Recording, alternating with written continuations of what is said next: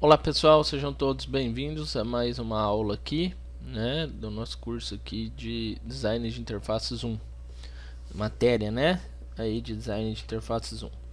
Bom galera, é o seguinte, na última aula eu cheguei com vocês até Font Family, tá?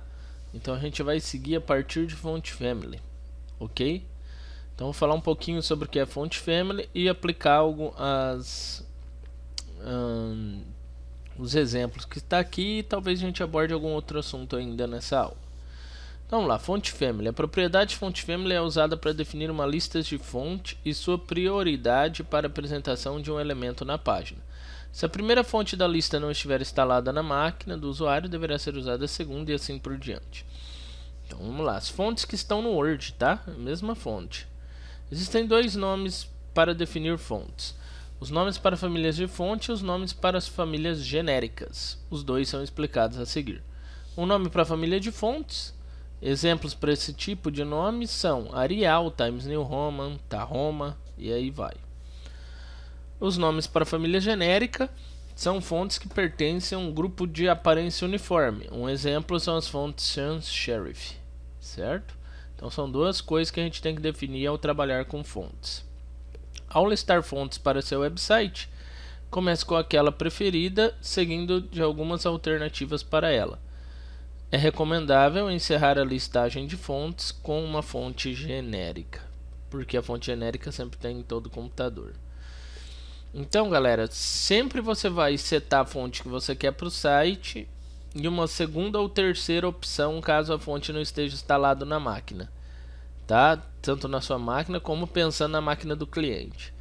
Sendo assim, então você sempre indica duas ou três fontes, tá?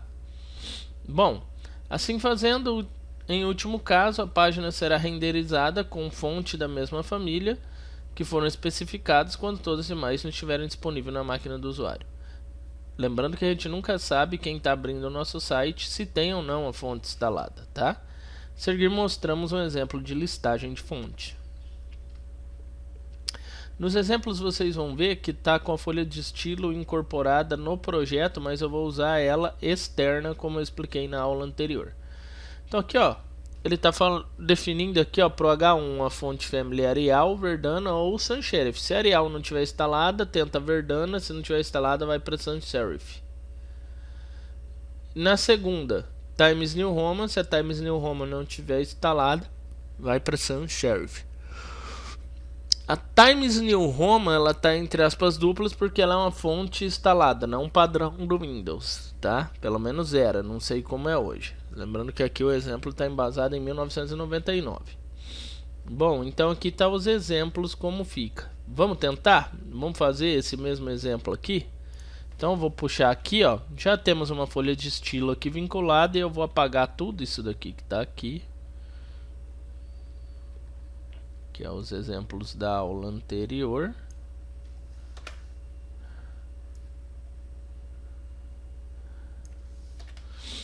Pronto, bem melhor para a gente trabalhar. E agora aqui eu vou colocar aqui exatamente como tá lá, um H1.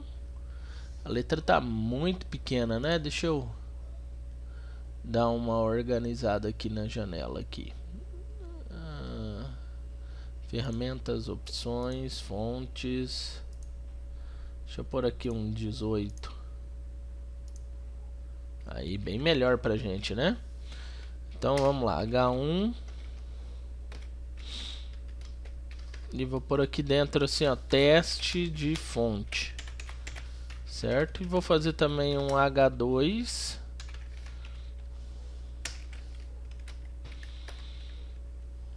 Segundo teste de fonte. Bom, se a gente abrir aqui o nosso layout, a gente já tem algumas configurações, né? Eu vou tirar aqui o background daqui. Na verdade eu vou tirar até o corpo da página, não quero configuração nenhuma de corpo de página. E vamos trabalhar então. Então eu quero configurar o H1, todo H1 do meu site. Eu vou definir então fonte family dela. Se eu for dando Ctrl espaço no NetBeans, ele vai me dando as opções. Por exemplo, eu quero definir Vamos definir igual está na aula. Eu poderia pegar qualquer uma dessas opções, mas vamos fazer igual ao exemplo da aula. Arial, Verdana e Sans Serif. Arial, vírgula, Verdana, vírgula, Sans Serif. Pode perceber que os dois primeiros nem apareceu como sugestão do NetBeans. Por que ele não aparece como sugestão do NetBeans? Porque eles são fontes não padrão, ou seja, não são fontes que o Windows normalmente tem. Vamos agora configurar o H2. Outra fonte family. Tá, se eu vier aqui então, vamos dar uma olhada. No H2 ele usa Times New Roman e Serif. Então vamos lá. Times, ó, New Roman com os N's maiúsculo, né? New Roman, vírgula, Serif, ponto e vírgula. Então quer dizer que essas duas fontes aqui, elas têm que ficar diferentes, tá? Então vamos lá, vamos executar esse cara aqui, vamos ver. Olha só, a gente tem de fato fontes diferentes. Deixa eu executar em outro navegador, porque acabou abrindo no Internet Explorer e eu não curto muito. Vamos pro Chrome. Tá aqui então, fonte, segundo teste. Mudaram um pouco, né? Cada uma delas. Então voltando aqui para nossa aula, ó, ficou bem semelhante, né? Na verdade a Arial nossa não funcionou aí, ó. Então quer dizer que não reconheceu a Arial. Então é interessante ter essa ideia de que você tem que elencar pelo menos 3 tipos de fonte. Bom, se ambas estiverem disponíveis na máquina do usuário, será usada Sans Serif. É isso daí que acontece. No meu caso, como não tinha Arial, ele incorporou a próxima e assim por diante. Note que para especificar a fonte Times New Roman foram usadas aspas. Isso é necessário para fontes com nomes compostos que contenham espaço entre os nomes. Então está explicado aí, tá? Fonte style, né, o estilo da fonte. Essa propriedade define entre normal, itálico ou oblíquo.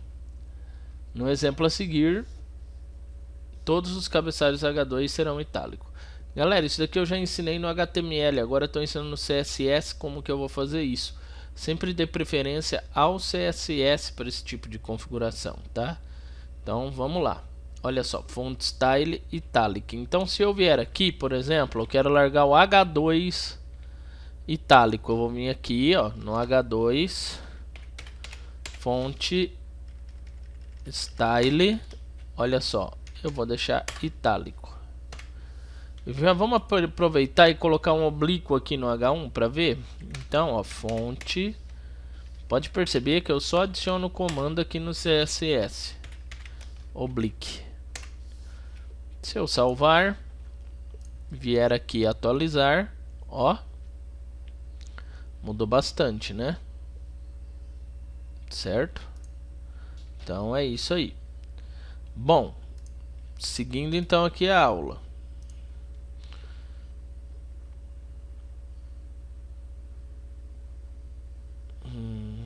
Temos também o comando fonte variante. É usado para escolher as variantes normal e small caps, que é aquelas letras maiúsculas quando usamos de tamanho reduzido. Então vamos ver aqui os exemplos. Bom, deixa eu pôr aqui então. Aqui dentro desse daqui, um fonte small cap. Tem algum problema aqui? Fonte small cap. Vamos colocar no de baixo. Fonte tracinho small. Deixa eu ver lá como é que tá lá a configuração. Fonte tracinho variante, né? Variante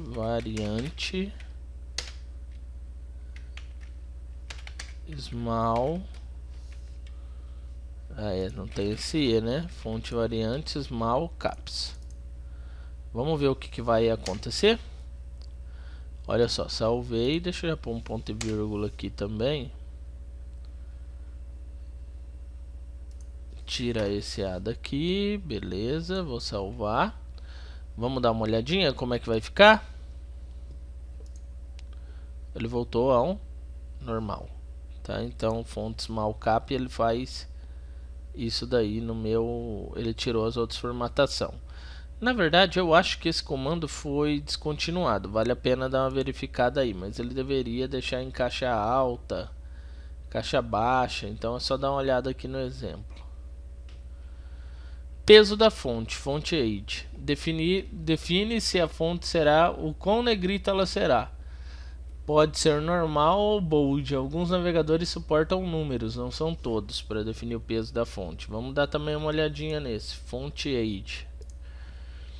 Vou pôr nesse daqui também. Fonte age. Vou colocar bold. Só pra gente ver. Vou vir aqui a F. Falta eu salvar. Vir aqui e atualizar. Eu acho que tem alguma outra configuração daqui que não está deixando aplicar essas. Deixa eu salvar aqui agora e ver. Uma coisa está errada aqui. Ou o bold não muda nada nela. Vamos mudar aqui o valor que está aqui para 900. Vou salvar. Estranho, não está mudando nada. Enfim, esse font age ele deveria aumentar ou diminuir a grossura da letra. Vou colocar aí um parágrafo para a gente ver. Deixa eu adicionar aqui um parágrafo igual está no exemplo. Pode ser que por ser cabeçalho não funciona. Teste parágrafo. Pronto, salvar. Deixa eu vir aqui para tag P. Fonte vírgula, fonte age. Por enquanto eu não vou definir nada, vou só atualizar aqui para a gente ver como vai ficar. E agora eu vou colocar esse comando aqui. E vamos vir aqui, eu salvei. Não muda, provavelmente o navegador não está mais aceitando esse comando. Mas façam os testes aí e posta nos comentários. Como essa aula é um tempo que eu já fiz, então acaba que tendo algumas coisas que já caiu em desuso. Bom, aqui é o font size, tá? Como o próprio nome já diz, vai cuidar do tamanho. Então, ó, fonte, vou apagar esse cara daqui, ó, fonte tracinho size. Vou colocar aqui 30px, vou pôr em pixel pra gente ver. Salvar e trazer pra cá. Não tá funcionando, por quê?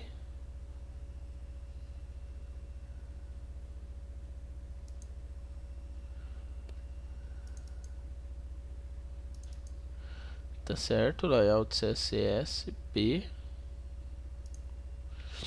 O font size era para funcionar. Deixa eu apagar todos esses outros que estão aqui. E vamos ver o que pode estar acontecendo. Agora funcionou. Font size, ó. Se eu variar aqui, ó, 130, vale esse teste aqui para os outros comandos que não funcionou, hein? Pode ser que seja esse o motivo deles não ter funcionado. Esses comandos anteriores estavam bloqueando. Font size então cuida do tamanho da fonte. Você pode definir em pixel ou você pode usar valores que ele mesmo traz, tá? Olha lá, small, certo? Bom, seguindo aqui então, a gente tem duas unidades, px para pixel e pt, que é a unidade de medida do Word, tá? Que a gente pode usar. Então, aqui são comandos que eu posso usar em uma fonte. Ó, tô deixando ela itálica, tô tornando ela negrita com tamanho de 30 pixels, fonte Arial e sans serif, o P. Olha como vai ficar aqui. Então eu posso usar esses vários comandos juntos para fazer com que esses comandos, essa letra aqui, ela assuma diversas características diferentes, configurações diferentes. Pode ser também usado aquele esquema de abreviação que eu já expliquei na outra aula, onde você vai pondo vários comandos sem ter que definir o que ele é, ele somente na ordem. Então, por exemplo, tudo aqui de fonte, se eu for definir nessa ordem aqui, eu não preciso colocar fonte style 2 pontos, fonte age 2 pontos. Eu posso definir nessa ordem aqui, ó, somente colocar fonte, aí o estilo vai ser negrito, o variante vai ser bold, o tamanho 30. Aliás, o weight não foi definido, né? O tamanho 30 e o family Arial ou sans serif. Então é naquele esquema que eu já expliquei na aula anterior, agora para o fonte, tá? É interessante você conhecer muito do CSS para conseguir usar isso. Questão de indentação de texto. A propriedade dent permite aplicar um recuo da linha do parágrafo, tá? Então se eu vier aqui, ó, por exemplo, vamos ver como tá, ó, tá assim, ó. Vou usar o teste dent. Vai. Teste ident. E aqui eu vou definir 50 pixels. Tá, vou salvar, vamos vir aqui, vamos ver o que vai acontecer com o meu parágrafo. Ó, identei, ele recua, né, o parágrafo. Então é isso que o teste ident faz. O teste align, ele alinha à direita ou à esquerda ou justificado. Aquele esquema de texto que você usa para alinhar o texto, né? Dá para fazer isso em tabela. Então, ó, não vou replicar aqui, mas vou explicar pelo slide. Caso ficar alguma dúvida, vocês postem aí nos comentários ou me mandem no WhatsApp. Veja só, ele criou aqui uma borda e falou que o TH tem o texto todo alinhado à direita, o TD todo no centro e o align justificado. Lembrando que justificado ele se alinha dos dois lados. Olha só. Aqui está então a tabela. TH, header 1, header 2. Está tudo à direita, como disse aqui. TD ao centro. Todo TD ao centro. E teste align dos parágrafos está justificado, tá? Como eu não declarei nenhum parágrafo aqui dentro da tabela, então tá certo já.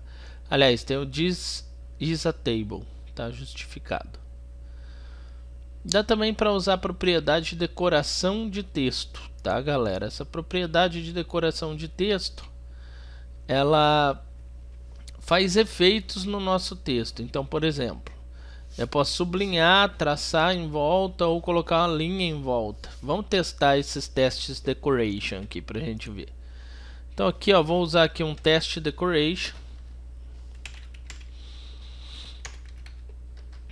E aqui eu tenho algumas coisas que eu posso selecionar. Por exemplo, se eu selecionar uma cor,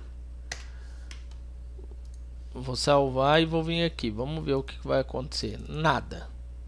Ou seja, ele me dá a opção de cor, mas não funciona cores. Então já fiquem espertos aí.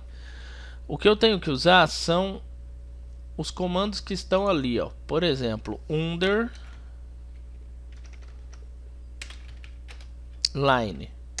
Vamos ver o que acontece quando eu coloco underline. Ó, ele grifou embaixo. Agora vamos ver quando eu mudo de underline para overline.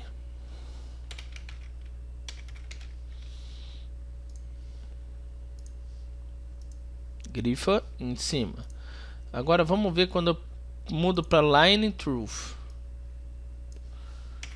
Line truth. Olha só, ele risca a palavra. Então, esses três comandos aqui faz parte do teste decoration, certo? Bom, seguindo então. Letter spacing. esse daqui é um espaçamento entre as palavras, tá? Então se eu colocar ladder space e uma quantidade de pixel, vamos ver o que vai mudar. Ladder spacing, vou pôr 20 px, ponto e vírgula. Vou salvar e vamos trazer aqui. Olha só como é que tá. Olha só como é que ficou. Ele separa as palavras, certo? Então, da hora, né? Fácil de compreender. Na verdade, a maioria dos exemplos aqui é só testar, né? Transformação do texto. Propriedade teste transform controla a capitalização, ou seja, torna maiúscula. Tá? Então, por exemplo, a palavra cabeçalho ela pode ser apresentada para o usuário como cabeçalho tudo maiúsculo ou somente a primeira letra maiúscula. São 4 valores possíveis. Tá? Vamos dar uma olhada. Uppercase, lowercase e none. Bom, se eu colocar teste transform, deixa eu tirar esse esmal daqui, só para a letra ficar maior para a gente poder teste transform e colocar aqui, ó, capitalize, salvar. Vamos dar uma olhadinha como vai ficar, ó, tá tudo minúsculo. Opa, ó, as primeiras letras ficaram maiúscula. Se eu usar, deixa eu tirar também esse teste decoration aqui para sair aquela linha para a gente ver melhor. Se eu, ao invés de usar capitalize, eu usar full size katana, por exemplo,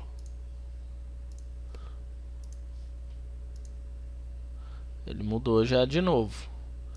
Se eu usar uppercase,